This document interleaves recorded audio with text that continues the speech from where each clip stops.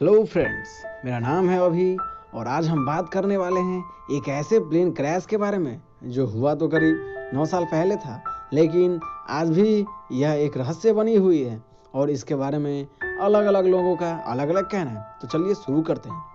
आज से करीब 9 साल पहले यानी 8 मार्च 2014 को मलेशियन एयरलाइंस का विमान MS-370 अपने कैपिटल कुआलालंपुर से चीन की राजधानी बीजिंग के लिए उड़ान भरी थी।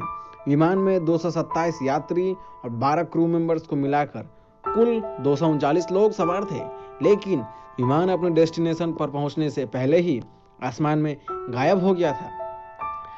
क्योंकि कुआलालंपुर से बीजिंग तक की दूरी करीब 6.5 घंटे में पूरी की जानी थी, लेकिन उड़ान भरने के 1 घंटे के अंदर ही विमान का संपर्क ATC से टूट गया था। सबसे चौंकाने वाली बात तो ये थी कि ATC से संपर्क टूटने के बाद भी विमान कई घंटे तक हवा में उड़ रहा था। इस लापता विमान को खोजने के लिए दुनिया का अब तक का सबसे लंबा और महंगा खोजी अभियान चलाया गया था। इसमें 12 देशों के 39 विमान और 42 समुद्री जहाज शामिल थे। 27,000 किलोमीटर की खाक छानने के बाद भी अफसोस उन्हें कुछ हासिल नहीं हुआ और न ही उनके हाथ इसका कुछ सबूत लगा। इसके बाद जून 2014 में एक अमेरिकी सीबेड एक्सप्लोरेशन फर्म ने इसे ढूंढने का बीड़ा उठाया। उस कंपनी ने मलेशियन गवर्नमेंट से एग्रीमेंट किया कि वह इस विमान को खोजने के बाद ही उससे फीस लेंगे। कंपनी ने इसके बाद काफ़ी बड़ा ऑपरेशन चलाया। उनके पास एकदम डिजिटल मशीन्स थे, लेकिन इसके बाद भी अफसोस उन्हें कुछ हाथ नहीं लगा।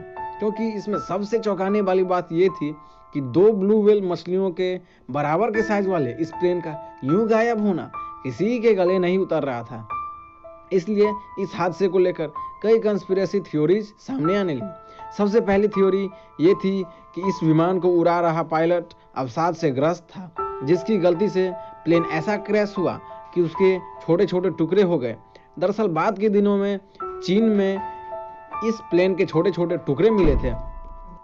हालांकि मलेशियन पुलिस ने पायलट कैप्टन जारी अहमद की जांच के द्वारा इस अफवाहों को पूरी तरह से नकार दिया। उसके बाद दूसरी थ्योरी ये थी कि एक ऑस्ट्रेलियाई सिटीजन पीटर मैकमोहन ने इस हादसे के कुछ दिन बाद एक बड़ा दावा करते हुए ये कहा था कि MS-370 हमले का शिकार हुआ है। उसका कहना था कि इस प्लेन का मलबा उसने गूगल अर्थ पर खोज निकाला है। प्लेन के मलबे में गोलियों के छेद दिखे। उसने अपने ही सरकार पर जानबूझकर इस तथ्य को छुपाने का आरोप लगाया। दरअसल ऑस्ट्रेलिया के इस प्लेन को खोजने में अग्रणी भूमिका था। हालांकि पीटर मैकमोहन के इस दावे को मलेशियन गवर्नमेंट ने पूरी तरह से फर्जी करार दिया था।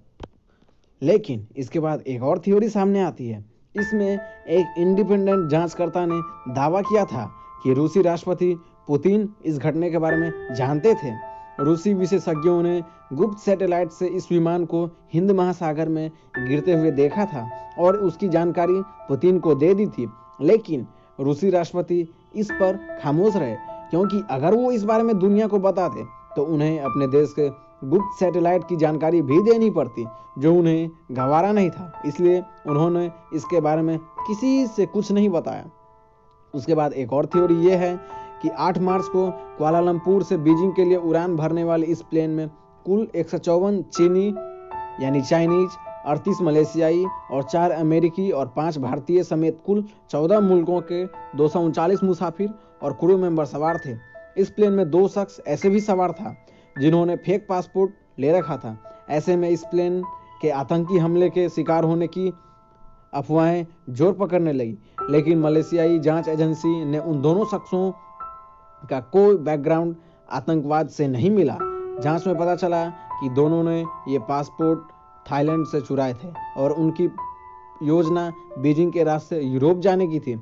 कुछ लोगों ने तो ये भी कहा था कि ऑक्सीजन की कमी के कारण यह हादसा हुआ। इस तर्क को अब तक सबसे वजनदार माना गया था। ऐसा दावा करने वाले जांचकर्ताओं का मानना है कि प्लेन के अंदर किसी कारण से ऑक्सीजन की कमी हो गई होगी, जिसके कारण पूरा प्लेन और उसके यात्री और पायलट सभी बेहोश हो गए होंगे और लंबे समय तक प्लेन ऑटो पायलट मोड में चलता रहा। और जब प्लेन में फ्यूल ख़त्म हो गया तो प्लेन समुद्र में जाकर क्रैश हो गई। उसके बाद एक और ब्रिटिश इंजीनियर ने एक बड़ा दावा किया।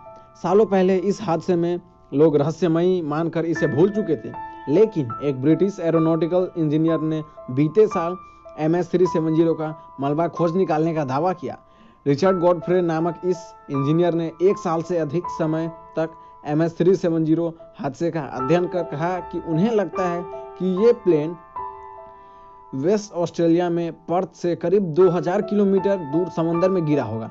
हालांकि मलेशियन गवर्नमेंट ने इस दावे में भी कोई खास दिलचस्पी नहीं दिखाई है, लेकिन एविएशन सेक्टर के जानकारों का कहना है कि इस विमान के मलबे का मिलना बहुत बड़े खतरे का निशान है, इसलिए इन्हें खोजना भी उनका बहुत बड़ा एक चैलेंज था उनके लिए, ताकि भविष्य में ऐसे हादसों को होने से रोका जा सके।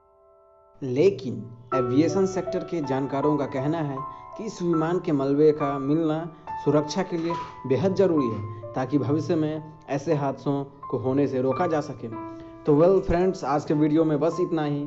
मैं आखिरी में आपसे ये पूछना चाहता हूँ कि इन जितनी भी थ्योरी थी, इसमें आपको सबसे सच्ची और रियल कौन सी थ्योरी लगी? कमेंट में ज़रूर बताना।